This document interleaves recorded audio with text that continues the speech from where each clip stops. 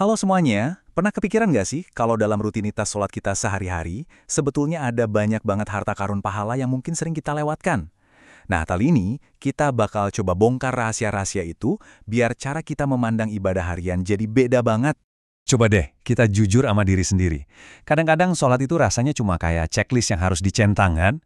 Kayak, oke, setor absen subuh, selesai. Zuhur, selesai. Pokoknya cuma sebagai kewajiban sebelum kita sibuk lagi sama urusan dunia. Kalau Anda pernah ngerasa gitu, tenang. Anda nggak sendirian kok. Inti dari obrolan kita kali ini sebenarnya simple. Kita mau lihat amalan-amalan sederhana yang ada riwayatnya, baik itu sebelum, pas lagi, atau sesudah sholat fardu, yang bisa mengubah ibadah kita dari yang tadinya cuma rutinitas, jadi sebuah koneksi spiritual yang wah, luar biasa. Oke, kita mulai dari paling awal ya. Bahkan perjalanan kita menuju masjid itu sendiri udah dihitung sebagai ibadah loh. Setiap langkah kaki kita itu adalah kesempatan emas buat ngumpulin pahala. Oke, amalan pertama. Waktu azan berkumandang, coba deh kita jawab panggilannya. Ikutin ucapan muadzin, tapi bener-bener dari hati, penuh keyakinan. Amalan sesederhana ini, ganjarannya dahsyat banget. Sebuah jaminan surga, seperti yang disebut dalam hadis. Keren banget kan? Nah, ini nih yang spesial. Ada janji khusus buat para pejuang subuh dan isya. Coba bayangin, kita jalan ke masjid dalam gelap, dan balasannya, Allah janjiin kita cahaya yang sempurna di hari kiamat. Hari di mana cahaya itu jadi barang yang paling kita butuhkan. Indah banget ya. Selanjutnya, ada yang namanya doa cahaya. Ini bukan doa biasa. Ini kayak persiapan spiritual kita. Kita minta sama Allah supaya setiap bagian dari diri kita, hati, lisan, pendengaran, penglihatan, semuanya diisi sama cahaya ilahi dalam perjalanan kita menuju sholat. Sekarang kita masuk ke dalam sholatnya. Mungkin gerakannya udah kita hafal di luar kepala ya, tapi di dalamnya itu ada momen-momen emas yang maknanya dalam banget, dan sayangnya sering banget kita lewatin gitu aja. Jadi ini nih poin pentingnya. Pas kita duduk di antara dua sujud, kan ada doa yang kita baca. Nah, doa singkat itu sebetulnya rangkuman semua permintaan terbaik buat dunia dan akhirat. Kita minta ampunan, rahmat, minta kekurangan kita ditutup, minta petunjuk, dan minta rezeki. Ini udah paket lengkap buat kebahagiaan hidup. Terus, sebelum kita salam, ada semacam perisai terakhir yang penting banget. Nabi Muhammad sangat menganjurkan kita buat minta perlindungan dari 4 ujian terbesar.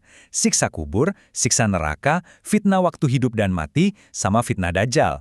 Ini doa perlindungan pamungkas sebelum kita selesai sholat. Oke, lanjut lagi. Jangan kira pas kita udah salam semuanya selesai. Justru sebaliknya, saat salat fardu kita selesai, disitulah babak baru buat meraih pahala-pahala super besar baru aja dimulai.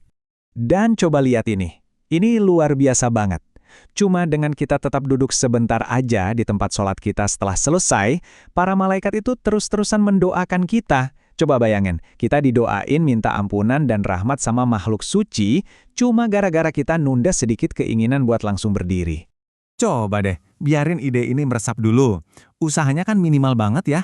Cuma duduk diam sebentar, tapi keuntungannya maksimal. Kita dapat dukungan doa dari para malaikat. Eits, tapi tunggu, masih ada lagi yang lebih dahsyat. Ada pahala yang digambarkan sebagai sempurna, sempurna, sempurna. Apaan tuh? Jadi, buat siapapun yang setelah sholat subuh nggak langsung pulang tapi tetap di masjid buat berzikir sampai matahari terbit, dia bakal dapat pahala setara haji dan umroh yang lengkap. Kata sempurna sampai diulang 3 kali saking besarnya pahala ini.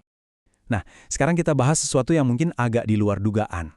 Kita akan ngomongin gimana caranya bawa berkah dari masjid itu pulang ke rumah.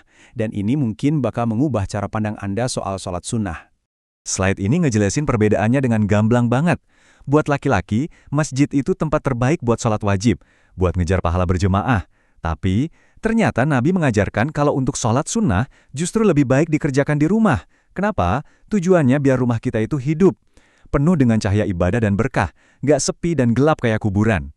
Jadi setelah kita lihat semua amalan emas ini, sekarang pertanyaannya buat Anda. Dari semua permata tersembunyi yang udah kita bahas, kira-kira mana nih yang mau Anda coba gali pertama kali? Apa mau coba jawab azan dengan sepenuh hati? Atau meresapi doa di antara 2 sujud? Atau mungkin coba duduk diam dulu sebentar setelah sholat?